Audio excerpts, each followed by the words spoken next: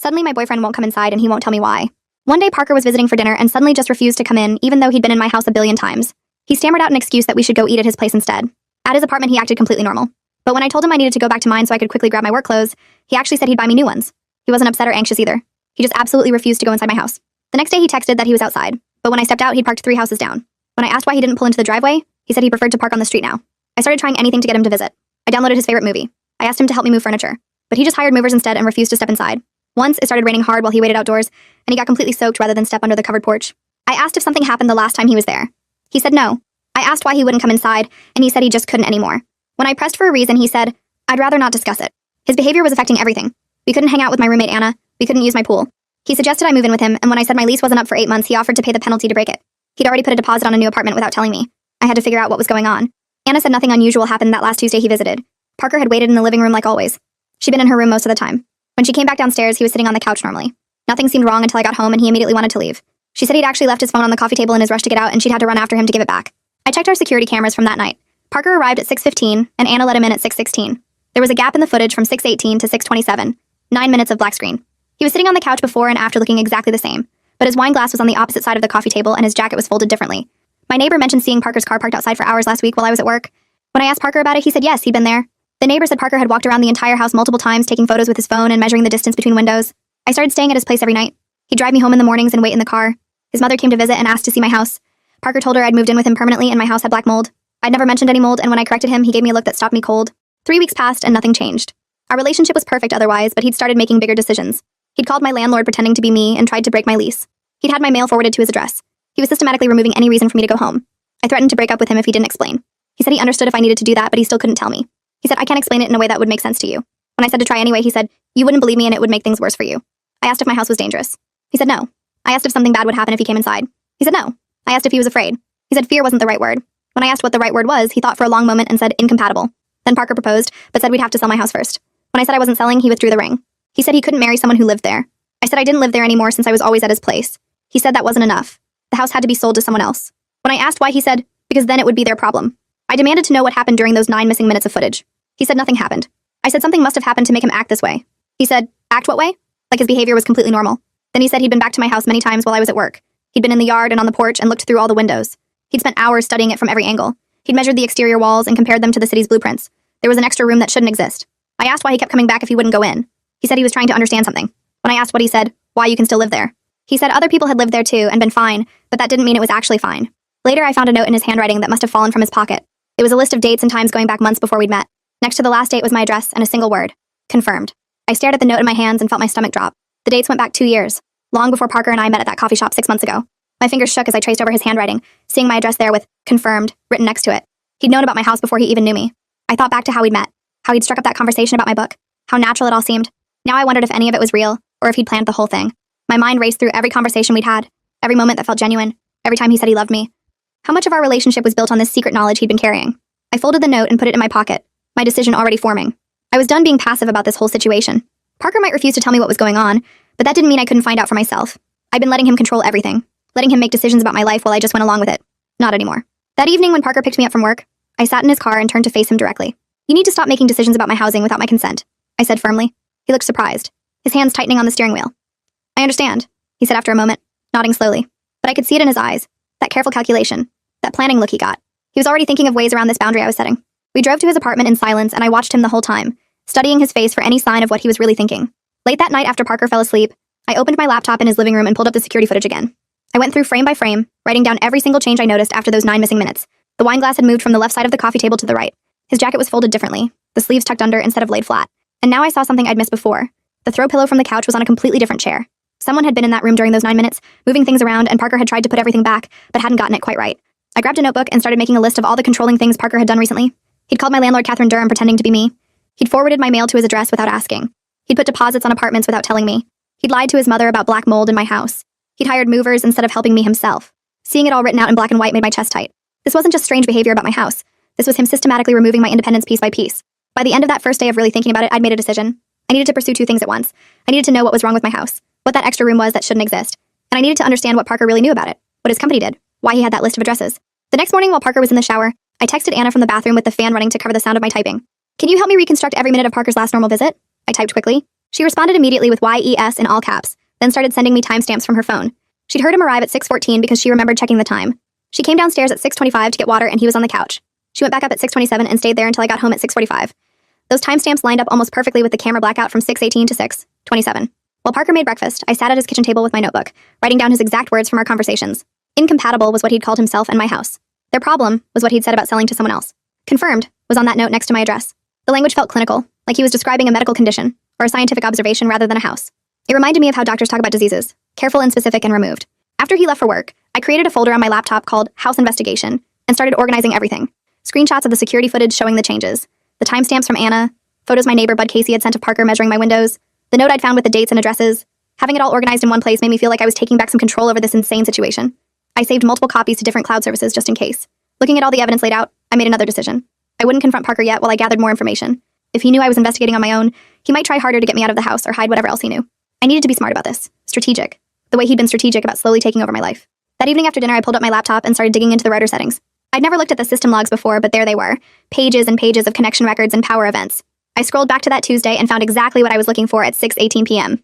The router had lost power for 9 minutes, coming back online at 6:27. The timestamp matched the camera blackout perfectly. Someone had deliberately cut power to the security system and the network, but left the rest of the house running. The next morning, I grabbed my tape measure from the garage and started mapping out every room in the house. I measured from wall to wall, writing down each number in my notebook. The kitchen was 12 feet by 14 feet. The bathroom was 6 by 8. When I got to the living room, something felt off. The exterior wall should have been 15 feet from the hallway, but my tape showed only 13 feet. I measured again to be sure. Still 13 feet. I went outside and measured the exterior of the house, then came back in and compared the numbers. The living room wall was definitely 2 feet thicker than it should be. That night, I drove to the hardware store and bought a pack of battery-powered motion sensors. Back home, I stuck them on every door and window, one by one. Each sensor had a little red light that blinked when it detected movement. I walked past each one to test it, noting the baseline readings in my notebook. If something was getting into my house through that hidden space, these sensors would tell me. The next morning during my drive to work, I pulled out my phone and hit record on the voice memo app while sitting in traffic. What would need to happen for me to stay with Parker? I asked myself out loud. He'd need to tell me the truth about what he knows. He'd need to stop trying to control where I live. He'd need to explain that list of addresses. Hearing my own voice say these things made them feel more real. I kept recording. What would make me leave him? If he keeps lying. If he won't stop this weird behavior. If he puts me in danger. The words hung in the air of my car. When Parker picked me up from work that evening, I noticed he'd parked even further away than usual. I counted the houses as I walked. 4 houses down now, not 3. I pulled out my notebook and wrote down the date and time while he watched me from the driver's seat. My irritation was building with each new avoidance.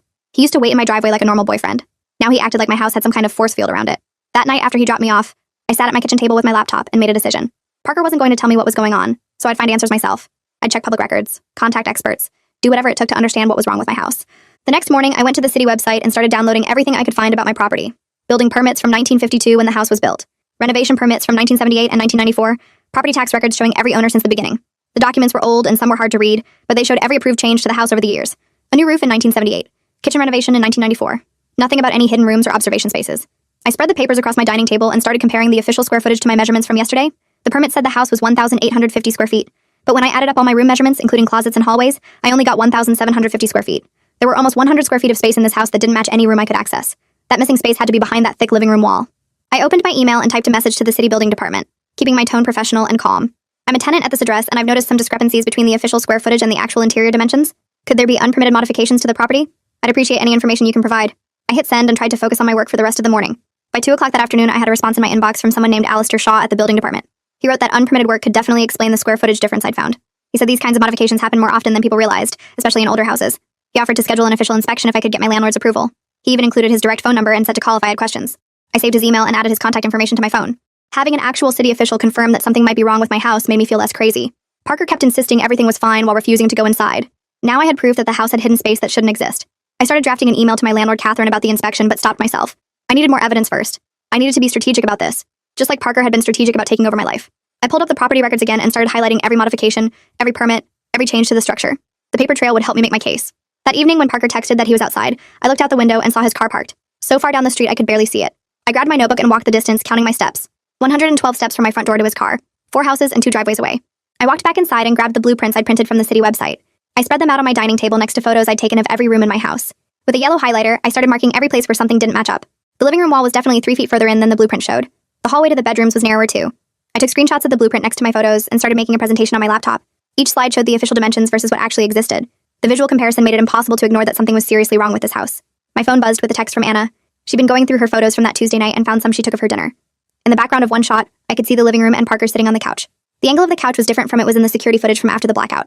She sent me 3 more photos, and in each one, small things had changed position. While I was saving Anna's photos, my neighbor Bud Casey texted me a picture. He'd taken it last week when he saw Parker outside my house with some weird device. Parker was pointing it at my windows, and the device had a small screen on it. Bud said it looked like one of those laser measuring tools contractors use but fancier. I saved the photo with all the metadata intact. Parker had been measuring the exact distance between my windows for some reason. I picked up my phone and dialed Catherine Durham's number. When she answered, I kept my voice calm and professional. I told her about the square footage discrepancy and the potential unpermitted modifications. I didn't mention Parker or any of his strange behavior. I just focused on the building code issues and my concerns as a tenant. Catherine sounded annoyed and tried to brush me off. She said old houses often had measurement errors in the records. But when I mentioned I'd already contacted the city building department, her tone changed slightly. She agreed to come look at the house next week when she was in the area. Her casual attitude about potential code violations made my jaw clench. That evening when Parker picked me up, he asked again if I wanted to move in with him permanently. I told him I needed the truth about my house first. He went completely quiet and didn't argue or try to convince me. His silence felt heavier than any argument would have been. Back at his apartment, I waited until he fell asleep, then pulled out my laptop. I found Parker's dropped note in my bag and highlighted every date and address on it. Each one led to a residential property when I searched online. Several had been sold recently. One address from 2 years ago had a weird sales history with multiple quick turnovers. I kept digging and found an old forum post from 2019. Someone in a neighborhood 2 miles away had discovered a hidden observation space behind their living room wall. They described finding old wiring, brackets for equipment, and what looked like spaces where cameras or recording devices had been mounted. The description matched exactly what I suspected was behind my wall. The person said they'd lived there for 3 years before discovering it during a renovation. My hands were shaking as I read their description of feeling violated and watched. The next morning while Parker showered, I called Owen Sandoval's contracting company. His receptionist said he specialized in finding structural problems and hidden damage. I scheduled a walkthrough for later that week. Having an actual expert look at my house would give me real evidence to show Catherine. Parker saw the appointment on our shared calendar when he checked his phone. He didn't say anything, but his whole body went still. He didn't protest or argue like he usually did. His silence told me he already knew exactly what Owen would find. I spent the rest of the morning organizing all my evidence into folders. The blueprints, the photos, the square footage calculations, Anna's pictures, Bud's photo of Parker measuring. Having everything documented made me feel like I was finally taking control of this situation. Parker had been investigating my house for months before we met. Now it was my turn to investigate. When I got to work, I couldn't focus on anything except the forum post I'd found. The person described how the hidden space had been professionally built with sound insulation and ventilation. Whoever created it had planned to watch the residents for extended periods. They'd found mounting brackets that suggested multiple cameras or recording devices. The space had its own electrical wiring that bypassed the main circuit breaker. That explained why someone could cut power to my security system without affecting the hidden space. By lunch, I'd found 3 more similar posts from different cities. Each one described finding observation spaces and rental properties. The stories were all slightly different but had the same basic elements. Hidden rooms behind walls, evidence of surveillance equipment, landlords who claimed ignorance. One person said they'd found a small fan installed for ventilation, which explained the noise Anna had been hearing. That afternoon, Catherine called back to confirm she'd stop by next Tuesday. Her voice was tighter than before, and she asked several questions about what exactly I thought was wrong. I kept my answers vague and professional. I didn't want to give her time to cover anything up or prepare excuses. After she hung up, I texted Owen to confirm our appointment for Monday, the day before Catherine's visit. I wanted his professional assessment before dealing with my landlord. Parker texted that he was outside to pick me up. I looked out and saw his car parked even further away than yesterday. 5 houses down now. The distance kept growing like he was physically pulling away from my house and trying to pull me with him. During dinner at his place, he barely spoke. When I mentioned Owen's visit, he just nodded and pushed food around his plate. Later that night, he held me tighter than usual while we slept, like he knew everything was about to change. The next morning, I woke up early and checked our shared calendar on my phone while Parker was still sleeping. I'd added Owen's appointment for Monday afternoon in big letters so I wouldn't forget. Parker rolled over and grabbed his phone to check the time, and I watched his face change when he saw the calendar notification. He didn't say anything at all, just stared at the screen for a long moment before putting the phone back down. Usually he'd protest or try to talk me out of anything related to my house, but this time he was completely silent. His lack of reaction told me more than any argument could have. He already knew what Owen was going to find. After Parker left for work, I opened my laptop and started typing an email to Alistair Shaw at the city building department. I asked him about the legal steps we'd need to take if Owen found unpermitted space during his inspection. Within an hour, Alistair wrote back with a detailed explanation of the remediation process. He explained everything in simple terms I could actually understand, listing out the forms we'd need and the timeline for getting permits approved. I saved his email in my evidence folder along with all the other documentation I'd been collecting. Monday came faster than I expected, and Owen arrived right on time at 2 o'clock. I met him at the front door and led him straight to the living room where I'd measured the wall thickness. He ran his hand along the wall and knocked in several places, listening carefully to each sound. Then he pulled out some kind of electronic device and held it against the wall, moving it slowly across the surface. The device started beeping when he reached the center section, and he nodded like he'd expected that. He explained that the wall was definitely thicker than standard construction, and the echo pattern suggested a hollow space behind it. My heart was pounding, so hard I could hear it in my ears. This was real confirmation from an actual expert, not just my amateur measurements and suspicions. Owen showed me how a small camera inspection would work, drilling a tiny hole that could easily be patched later. He said it was completely legal as long as we had the landlord's permission, and the camera would show us exactly what was behind that wall. For the first time in weeks, I felt actual hope that I'd finally get answers about what was wrong with my house. I called Catherine right there while Owen waited, putting her on speaker so he could hear too. She immediately started making excuses about liability concerns, and said her schedule was too busy for the next month. When I pressed her about the safety issues, she said she'd need to check with her insurance company first. Her reluctance made me wonder if she already knew what we'd find behind that wall. After Owen left, I found a voicemail from Parker that he'd left while I was at work last week. I must have missed it in all the chaos, but when I played it back, his words made my skin crawl. He said selling the house would just transfer the problem to someone else, and that wasn't right. The moral concern in his voice revealed he knew something serious about my house, something bad enough that he didn't want innocent people to suffer from it. The next day, I had an appointment with Jocelyn Guzman, who specialized in helping people in controlling relationships. Parker had dropped me off at a coffee shop near her office, and I walked the rest of the way alone. Jocelyn was younger than I expected, maybe early 30s, with kind eyes and a calm voice that immediately put me at ease. She listened to my whole story without interrupting, taking notes on a yellow legal pad. When I finished, she helped me recognize all the warning signs I'd been missing or explaining away. She pointed out how Parker had been systematically removing my independence, from forwarding my mail to trying to break my lease behind my back. We spent an hour creating a safety plan with concrete steps I could take to protect myself. Following Jocelyn's advice, I went straight to the post office and got my own P.O. box that Parker didn't know about. Then I sat in my car and changed every single password on my accounts, using combinations he'd never guess. I started a new document with timestamps for everything that happened, going back through my texts and emails to build a complete timeline. Taking these practical steps made me feel more in control than I had in weeks. That evening, Anna texted me while I was at Parker's place making dinner. She said she'd been hearing a weird fan noise behind the living room wall for weeks, but had assumed it was just the HVAC system acting up. She said it ran constantly, day and night, and sometimes she could hear it clicking on and off at regular intervals. The detail sent chills down my spine because it matched exactly what that forum post had described. Someone had installed ventilation in that hidden space, which meant it was designed for extended use. The next morning, I checked my email and found an official message from Alistair with an appointment window for an on-site inspection. He could come next Thursday afternoon with the city inspector to formally document any code violations. My nerves were completely shot from all the stress, but at least I had a concrete plan moving forward with actual officials who could force Catherine to open that wall. Parker picked me up that evening and drove to his apartment without saying much. Once we got inside, he sat on his couch and looked at me with that same calm expression. He told me again that it wasn't about being scared of my house. He said the word incompatible like it explained everything, like it was the most logical thing in the world. His calm insistence that this made perfect sense made my hands shake with frustration. I wanted to grab his shoulders and shake him until he told me what was really going on. Instead, I went to his kitchen and started pulling papers from my bag. I spread everything out on his counter and started organizing it into a clear timeline. I had screenshots of the security footage, Anna's text about the noises, Bud's photos of Parker measuring my house. I put sticky notes on each piece with dates and times, creating a packet that any inspector could follow. My hands moved faster as I worked, putting everything in plastic sleeves and labeling each section. Working on something concrete helped me breathe normally again instead of screaming at Parker. Anna texted me while I was organizing the papers. She said she'd been thinking about that Tuesday night and remembered something else. She'd heard that same fan noise behind the living room wall that night too. But during those 9 minutes when the cameras went dark, the fan had stopped completely. Then it started up again right before the power came back on. My stomach turned as I read her message because it confirmed what I already suspected. Someone had been in that hidden space that night. Someone who turned off the ventilation while they were inside. I showed Parker the text and watched his face stay perfectly neutral. Later that night while we were eating takeout, I put down my fork and looked at him. I told him his marriage proposal was completely off the table until he explained what he knew. He nodded and said he understood, but he still couldn't tell me the truth. He accepted my boundary without any argument or emotion, which somehow made it worse. After dinner, I pulled out his dropped note again and studied it more carefully under the lamp. Some of the dates were from 2 years ago, way before we'd met at that coffee shop. My address was on there with dates going back 18 months before I'd even moved in. The sick feeling in my stomach got worse as I realized he might have known about me long before we randomly met. Had he targeted me specifically because of where I lived? The next morning, my phone buzzed with a video message from Bud. He'd been going through his security camera footage and found something from last week. The video showed Parker walking around my house with some kind of laser measuring device. He was pointing it at the roof overhangs and writing numbers in a notebook. He measured every single angle of the house, clearly calculating the exact dimensions of whatever was hidden inside. Parker had spent over an hour doing this while I was at work. I forwarded the video to my documentation folder and added it to my timeline packet. Catherine called me that afternoon while I was at work. Her tone had completely changed from dismissive to cooperative. She said she'd supervise the camera inspection personally if she could be there with the contractor. She wanted to make sure everything was done properly and any issues were documented correctly. Her sudden helpfulness made me wonder if Alistair had contacted her about the code violations. Maybe he'd explained the legal problems she'd face if she didn't cooperate with the inspection. 20 minutes later, I got an email chain that included Catherine, Owen, and Alistair. They were coordinating schedules for the inspection visit next week. Catherine suggested Tuesday afternoon, and Owen confirmed he could bring his camera equipment then. Alistair said he'd send an official inspector to document everything properly. Reading their professional emails about my house made me feel less crazy for the first time. These were real people taking this seriously, not just me being paranoid about Parker's behavior. That evening, I told Parker about the scheduled inspection while we were watching TV. His whole body went still when I mentioned it. He turned to look at me and said quietly that I shouldn't look behind that wall. He said it would change things in ways I couldn't understand yet. His resignation was clear in his voice, like he knew exactly what we'd find but couldn't stop it. He didn't try to convince me to cancel or argue about it. He just sat there looking defeated, which scared me more than if he'd gotten angry. Before bed, I checked my email one more time and found a message from Alistair. He explained that if we found unpermitted space in the house, Catherine would be legally required to fix it. I wouldn't be held responsible for any code violations since I was just a tenant. He said the city would issue official notices, and Catherine would have to bring everything up to code. Reading his reassurance helped my racing thoughts slow down enough to actually fall asleep. The inspection was really going to happen, and I'd finally get answers about what was behind that wall. Monday night, I sat at my kitchen table with a notebook and wrote down 3 simple plans for what I'd do after the inspection. If the problem was something we could fix, I'd stay and make Catherine pay for it. If it was actually dangerous, I'd move out right away. Either way, Parker and I were done. Writing it all down made my hands stop shaking for the first time in days.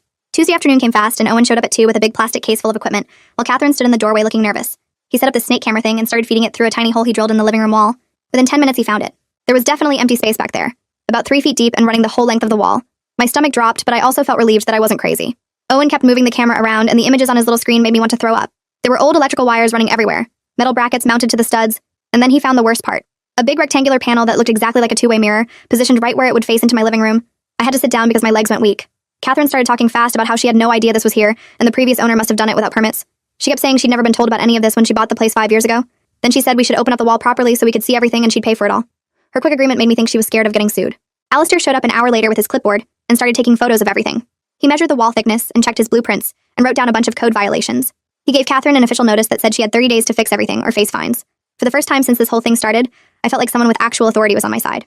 That night at Parker's apartment, I sat with my laptop and finally understood what happened during those 9 missing minutes. Parker had killed the power to the router and cameras so he could get into that hidden space without being recorded. He'd gone in there to check something, maybe to see if the observation equipment was still working, then he'd come back out and turned everything back on. Those 9 minutes changed how he saw my whole house. I couldn't stand it anymore, so I walked into the bedroom where he was reading and told him straight out what we'd found behind the wall. His face didn't change at all. Then he finally said it. He worked for a company that investigated houses with weird histories. They'd known about my place before I ever moved in. He'd been assigned to watch me. He said they tracked properties where strange things had been reported or where previous owners had done suspicious modifications. My house was on their list because of the hidden room. He explained in this calm voice that the house was incompatible with transparency, which made no sense until he kept talking. He said if I'd known about the observation space while living there, I could become legally liable for any privacy violations against guests. But if I sold it without knowing, that liability would transfer to the new owner. He'd been trying to protect me by keeping me ignorant while getting me to move out and sell. His twisted logic about helping me through lies made me so angry I couldn't speak. I walked out of the bedroom and started packing my stuff. I called the mail forwarding service and canceled the redirect he'd set up.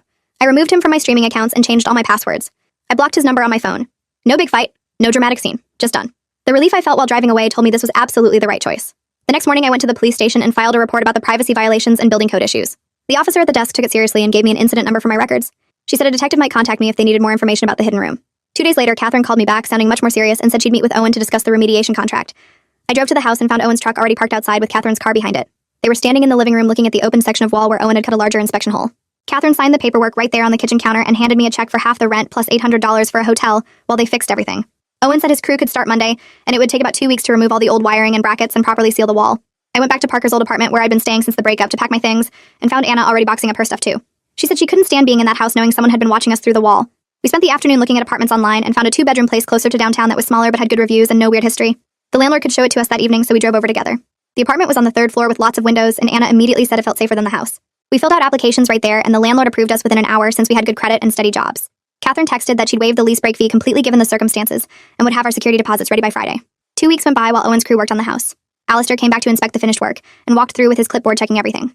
He confirmed all the observation equipment had been removed and proper permits were now filed for the wall repairs. The house was officially just a regular house again with no hidden spaces or weird modifications. He gave Catherine the final inspection report and told her she could rent it out again once she disclosed the previous issues to future tenants. I had my follow-up appointment with Jocelyn at her office downtown, where we talked for an hour about recognizing control patterns in relationships. She helped me see how Parker had slowly been taking away my choices, while making it seem like he was protecting me. We made a list of boundaries I wanted to set in future relationships and warning signs to watch for. She said trusting my instincts was the most important thing, and that I'd already shown I could stand up for myself by ending things with Parker. A few days later, I found a box of my things on the doorstep of the new apartment with a note from Parker saying he'd gathered everything I'd left at his place. The note also mentioned he'd started counseling through his work's employee assistance program to deal with his boundary issues. Part of me felt bad for him, but I didn't respond and just brought the box inside. Anna helped me go through it to make sure everything was there. Bud stopped by the old house while I was picking up the last of our mail and told me there had been way fewer strange cars driving slowly through the neighborhood since word got out about the investigation. He said the neighborhood watch group had started a shared document with home security tips and recommendations for contractors who could check for hidden spaces. The whole street was being more careful now and looking out for each other better than before. People were actually talking to their neighbors and sharing information instead of just keeping to themselves. I spent the next morning packing my last box of kitchen stuff from the old house while the remediation crew finished their final cleanup. Looking around the empty rooms, I thought about how I'd chosen to dig for the truth instead of accepting Parker's convenient lies about protecting me. It had cost me a relationship I thought was perfect but gave me back control over my own life. The weight that had been pressing on my chest for months was finally gone. A month passed in the new apartment and everything felt different in the best way. Anna and I had settled into a good routine and I was actually sleeping through the night without waking up anxious. The apartment might be smaller, but it felt like ours and nobody had ever hidden cameras in the walls or measured the windows with laser devices. I decided to write everything down and post it online as a warning to others about trusting their gut when something feels wrong. Parker's behavior had seemed caring at first, but it was really about control and keeping secrets that affected my safety. If someone refuses to explain their actions and tries to make major life decisions for you, that's not protection. It's manipulation. The response to my post was bigger than I expected, with hundreds of people sharing their own stories about partners who'd hidden important information or tried to control their living situations. Some had discovered their houses had problems their partners knew about. Others had partners who'd made up elaborate lies to isolate them. Reading all those stories made me realize how common this kind of thing was and how important it was to share these experiences so others could recognize the signs earlier than I did. That's today's wrap-up. I always hope these give you something practical to think about, not just a story. If even one part stuck with you, it was worth it. Subscribe so the next one finds you right away.